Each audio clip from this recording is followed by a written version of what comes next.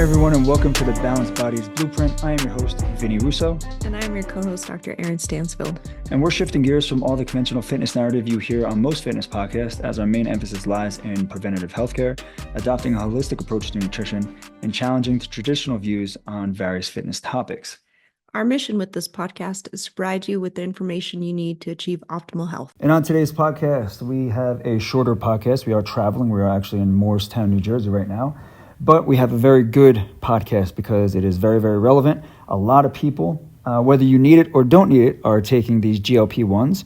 So what we want to do is we want to provide some quick to reference information about the top 5 nutrients you need to be paying attention to in order to optimize your results with using GLP-1s. So Dr. Eryn did the due diligence to go through all of this. And I told her she had a ton of information. I said, listen, we don't want to lose people here. We want to cut this down. So that's sort of what we're going to do. It's going to be a nice, quick podcast to give you as much information in as short time as possible here. But I think most of them probably already know, especially number 1, what they should be doing. So Dr. Eryn, why don't you just start us off with talking about probably the most important nutrient you should be focusing on when you're taking GLP-1s. Well, I was just going to say, unless you've been living under a rock, GLP-1, we're talking about glucagon-like peptides, the receptor agonists. There's things like Ozempic, just in case you're confused. Tirzepatide, yes. So these have come to light because of some of the side effects that come with these class of medications, which include nausea, acid reflux, and in particular muscle loss. So how do we kind of prevent this and also combat some of these issues? So obviously we're going to talk about the top 5, and the first one is going to be protein. So we all know that the RDA recommends protein at a non-sufficient level. So they usually say about 0.8 grams per kilogram per body weight. And I would say that most people now are taking a little bit higher protein intake just because it's become popular. But what we see on the medical side sometimes is 1 to 1.2 grams per kilogram to maintain muscle mass. But I would argue that's even a little bit low. What do you think, Vinny? Yeah, no, I say that's still pretty low. So normally what I do is I like to look at their lean body mass, at least get an approximation of their lean body mass. And I like to stay from anywhere from a minimum of 1.2 grams per pound of lean body mass all the way up to 2. And the way that's going to differ is if you are leaner, you'll be more towards that lower side. And if you have a decent amount of weight to lose, you'll be up towards that upper range. I have heard some other particulars that a lot of people say 1 gram of protein per gram or per pound of body weight. I don't agree with that. What I would agree with is 1 gram of protein per pound of goal weight, body weight. I would say that would be more realistic because if you have like a 300-pound male, you're not going to feed him 300 grams of protein, especially if he's pretty obese with a high body fat percentage, but maybe he wants to get to 250. So setting it there would be more realistic than 300. So I would almost agree with that, but I like to go off of lean body mass. Well, and that's kind of a mathematical way to do it. And what I've read in the nutrition literature is actually 1.6 grams per kilogram is a good in-between number if you don't want to calculate that and you don't have a nutritionist who's working with you. But the point here is to maintain muscle mass because with any weight loss, not just GLP, when you lose weight, you're going to lose some amount of muscle mass. And it is very difficult to, 1, calculate that. 2, everybody is a little bit different with that. So you're going to also lose body fat, but you're going to lose some muscle too. So you want to be able to maintain as much muscle as you can with that protein intake. I will say one caveat, and I want to say this because a lot of people who are taking these medications are diabetic, and some diabetics have different prognoses, and they may have underlying kidney disease. And so if you do have underlying kidney disease and you are taking these medications, you should definitely consult with your physician. because your protein requirements might be lower than what the recommendation is for somebody that does not have kidney disease. Another thing with GLP-1s is because your appetite is suppressed throughout the day, you have to kind of make protein your goal. Yeah, force feed yourself a little bit. Yeah, because it's hard to get it in. Like you're not going to feel as hungry. Those hunger cues are a lot different on these medications.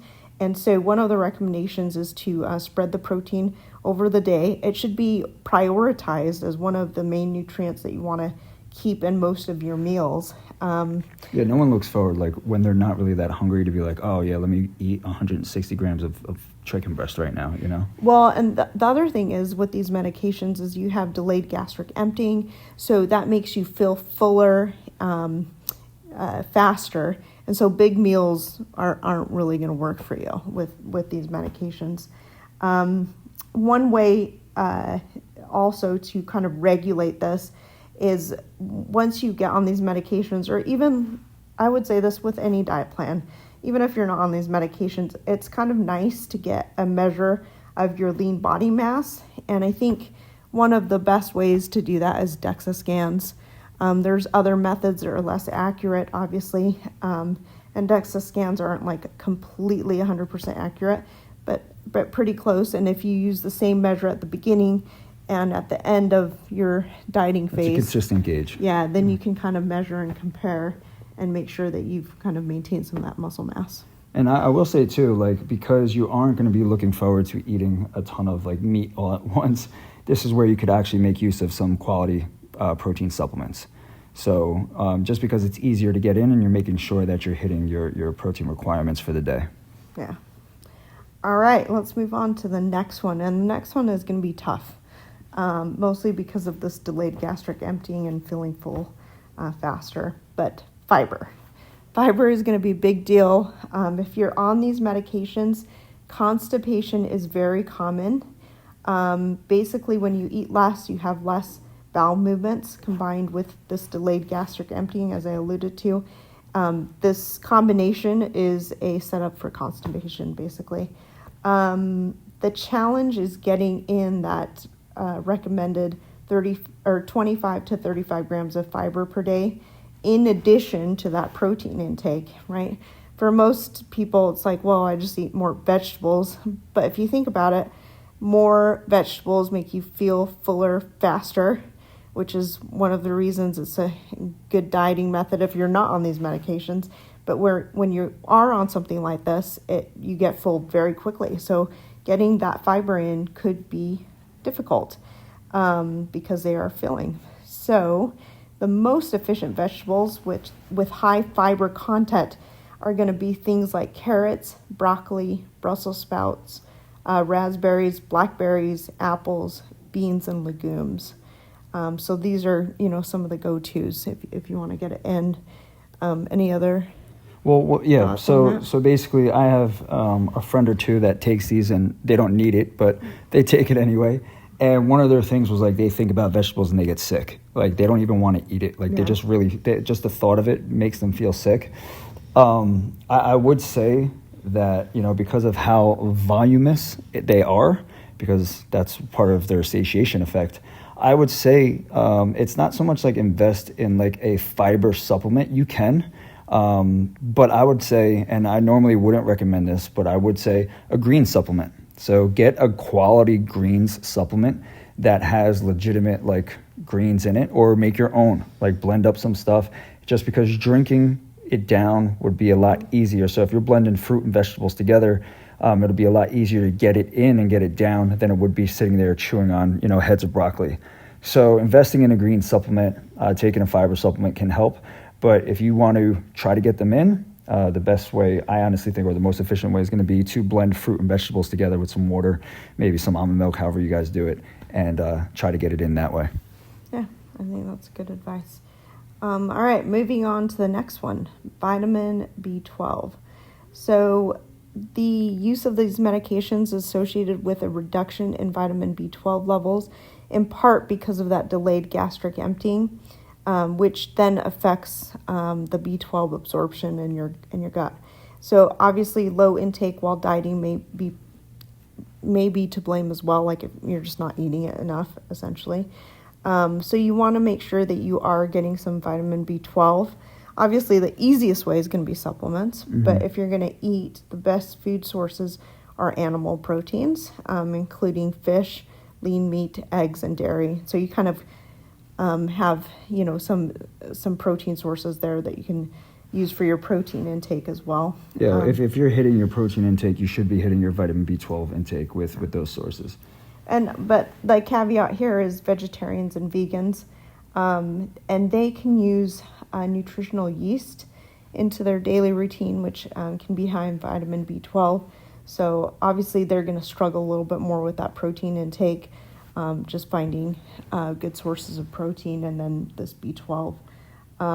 Also, as a physician, and if you're on these medications, it might be useful to get some vitamin B12 levels, before you start something like this, and then during the time you're taking it, so that you make sure that your vitamin B12 stays in the normal range.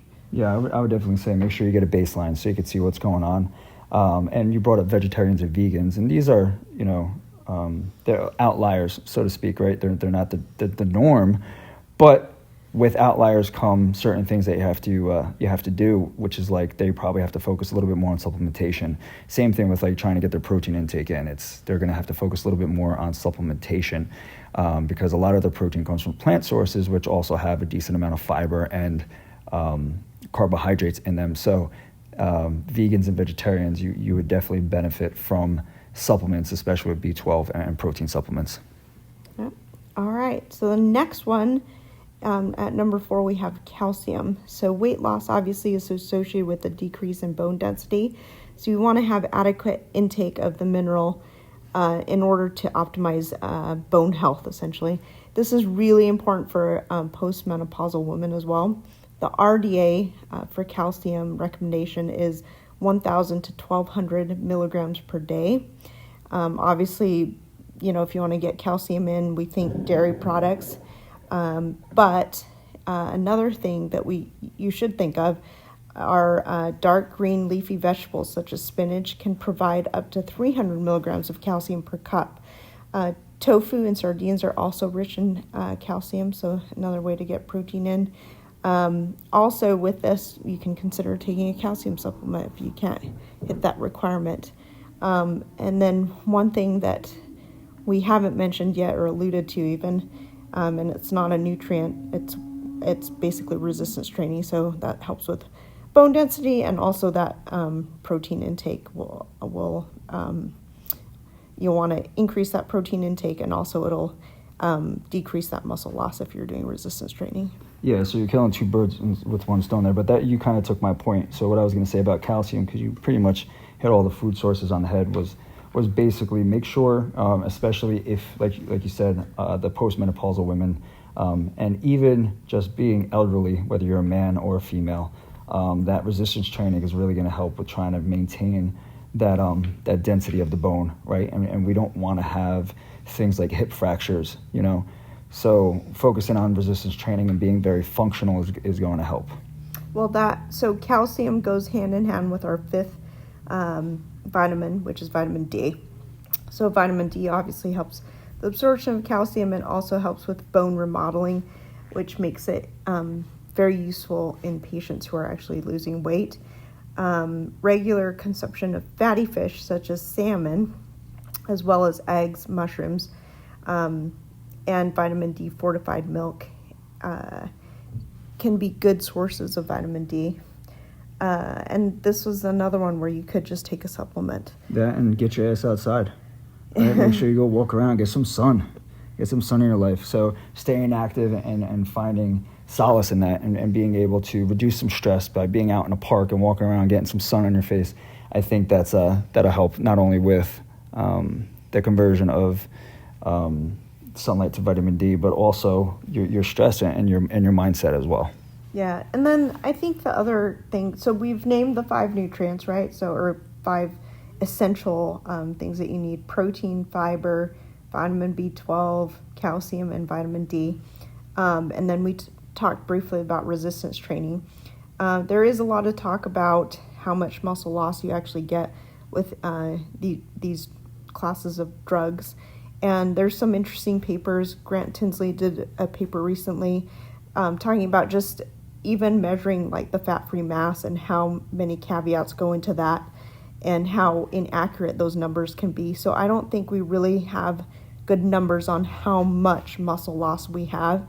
We do know that it is an issue with these medications, but it is with any kind of weight loss method that you do, whether it's dieting without any medications, you're going to lose fat along with some muscle.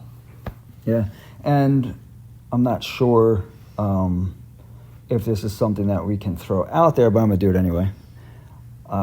Also, if you are an older male and you are taking this stuff and you have things like your blood work shows low testosterone, you might want to speak to your physician to start a hormone replacement therapy as well, which can help mitigate your muscle loss.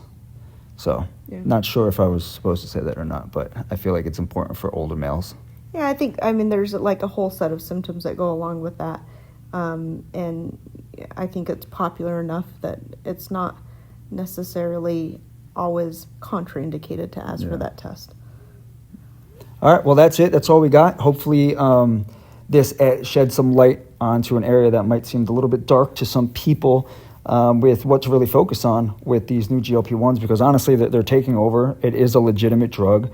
They are pretty friggin' fantastic, if you ask me, like with just what they're doing alone. I think it's amazing. They showed a drop in the obesity rate from we were on an exponential rise, and this year was the first time it actually dropped down. Yep. So it's working. This stuff is working. It is, and you got to think, if you do have some of these chronic diseases, you're prone to heart disease, which is the number one killer here in the United States. So these are preventing some major medical issues in people that have diabetic, are diabetic or are pre-diabetic. Yeah. All right. Well, listen, if you liked it, make sure you leave a review, share it on social media, and we will see you all next week. So on behalf of Balanced Bodies, we just want to say thank you for joining us on this episode of the Balanced Bodies Blueprint. We are committed to bringing valuable content. And if you enjoyed today's episode, we'd greatly appreciate it if you can take a moment and like it and leave a 5-star review. On Apple, just go to the show, scroll down to the bottom and rate it there. If you're on Spotify, go to the show's page, click the 3 dots, and you can rate it there as well. And if you believe in the power of knowledge, share this episode on your social media to try and get the information out there to as many people as possible. And as you navigate your own path towards better health, remember that Balanced Bodies is forever in your corner. See you all next week. The podcast content may include discussions of medical topics and health-related information. However, the information provided should not be considered exhaustive or complete, and it should not be relied upon as a substitute for professional medical advice or treatment. Always seek the advice of your physician or other qualified healthcare providers with any questions you may have regarding a medical condition or treatment.